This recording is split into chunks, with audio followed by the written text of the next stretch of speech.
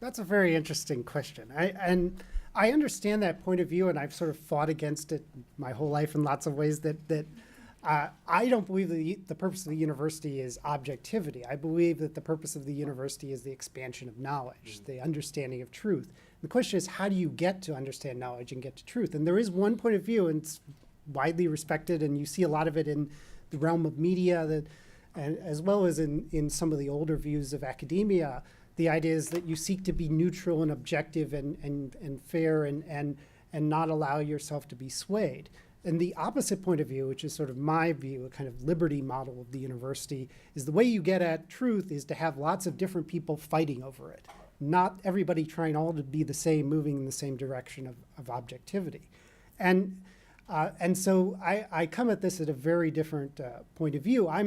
In some ways, I regard the idea of objectivity as a kind of form of relativism. It's where you try and pretend like you don't have any values and you don't stand for anything. And to me, what we need are a variety of different people who are standing for values, who believe in something, and who are willing to be honest and express it. Now, of course, there are lots of ways and inappropriate ways of expressing your bias. There are professors who throw politics into the classroom where it has no business being at times.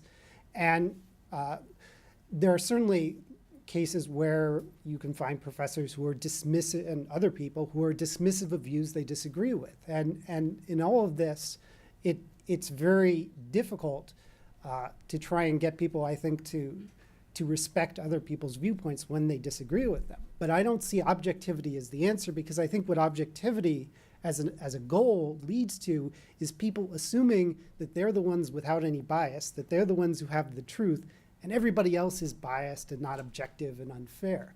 And I think we need to recognize our own biases so that we can ensure that we're not imposing them on other people, that we're respecting other people's rights, and that we're listening to what they have to say when they disagree with us. So that's my perspective on objectivity.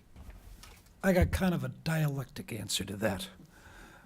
Okay, what is, I would advise you always, when you hear two arguments, don't focus on the arguments so much. What's the evidence behind them? Take the evidence from both sides. What does that show? Okay. The other thing is that there is a body of knowledge that's not being passed on. And I just want to get back 1 second. If you think that Catholic colleges have to answer to the Catholic hierarchy, I would urge you to check out the Land O'Lakes Statement, 66.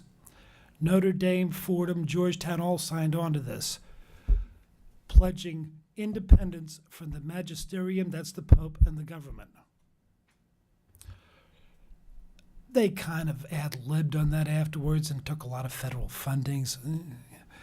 But at any rate, let me give an example. The Catholic principle of subsidiarity, which is that where government is required, it should be at the level that's closest to the problem. I went through Catholic school. We were never taught this. I learned about it maybe in the last 5 years.